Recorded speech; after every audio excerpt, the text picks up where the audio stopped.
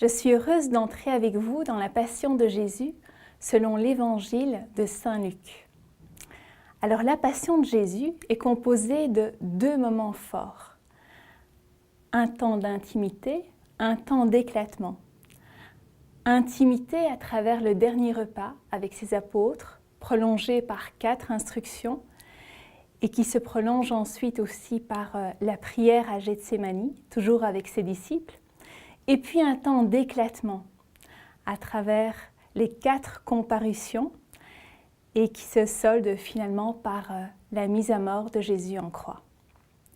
Alors, plongeons un moment après l'autre dans cette grande grâce de la Passion de Jésus.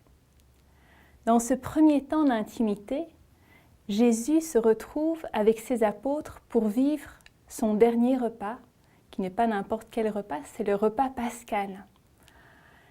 Cela peut nous sembler naturel que Jésus se retrouve avec ses plus proches pour vivre son dernier repas avant de mourir. Mais dans le contexte de Jésus, c'est tout à fait inédit, car il sait que Judas, l'un des 12, le trahira, que Pierre le reniera 3 fois, et que tous les autres, d'une façon ou d'une autre, l'abandonneront durant sa mise à mort. Alors durant ce dernier repas, entre les mains de Jésus, partageant la coupe et le pain, tout est donné, alors même qu'il reconnaît, à travers ses disciples, que très bientôt, tout sera nié. Après ce dernier repas, Jésus invite ses disciples à Gethsémani, au mont des Oliviers, où il avait l'habitude de se retirer pour prier. Il éprouve à ce moment-là une très grande détresse, une angoisse qui s'exprime jusqu'à des sueurs de sang. Et au cœur de cette grande détresse, la prière la plus poignante de Jésus nous est donnée. Père, que cette coupe s'éloigne de moi. Cependant, qu'advienne non pas ma volonté, mais ta volonté. Et les disciples, alors qu'ils avaient reçu cette exhortation de Jésus à prier, les voilà endormis. Ils sont incapables de veiller avec Jésus et de faire face avec lui à la détresse, à l'épreuve. Dans leur sommeil, tout est nié. Pourtant, Jésus s'approche d'eux, les invite à se relever et à prier, continuer à prier. Dans cette invitation aussi à se relever, c'est l'action même de la grâce qui nous est donnée. Car chaque fois que Dieu vient nous toucher le cœur, cela s'exprime par le fait qu'il nous relève.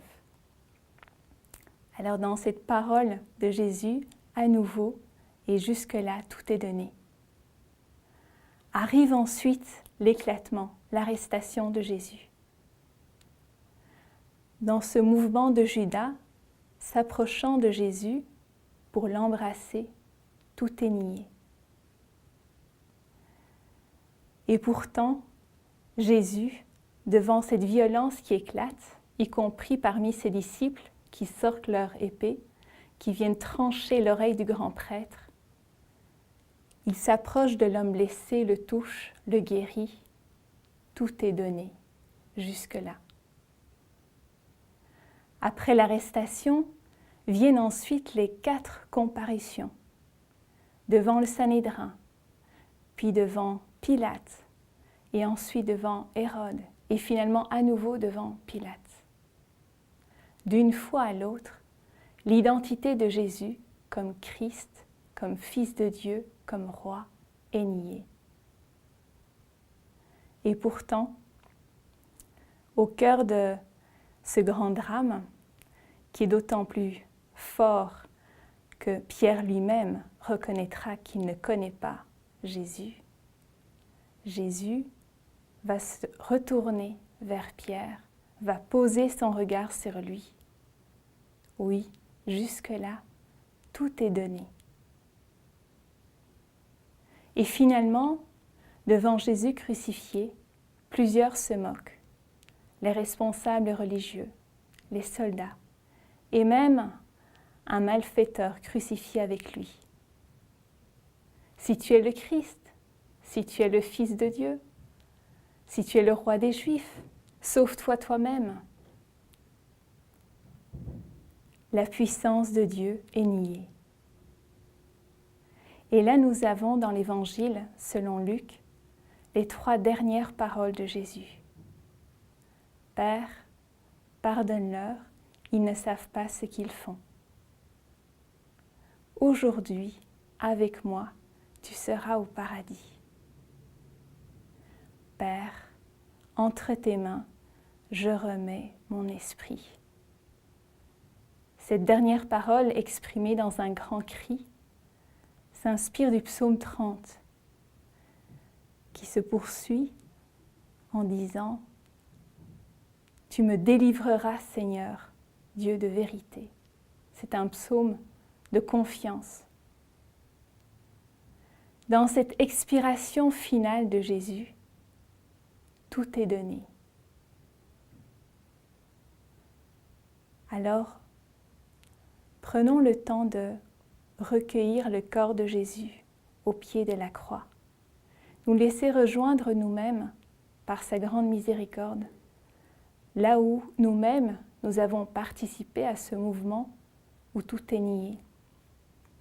Et avec la force de son esprit, apprenons à reconnaître et à témoigner par notre vie jusqu'au cœur des situations désarçonnantes que tout est donné pour la vie plus forte que toute mort.